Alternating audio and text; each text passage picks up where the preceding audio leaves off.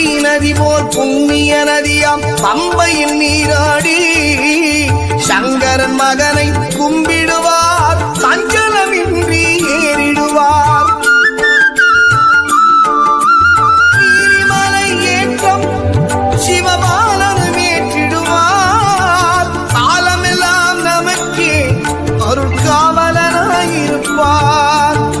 ஏகபலம்தா ஏகபலம்தா ஏகபலம்தா என்றால் அவர்தம் ஏகத்தை தந்திடுவார். பாதபலம் தாய் என்றால் அவர்தம் பாதத்தை தந்திடுவார்.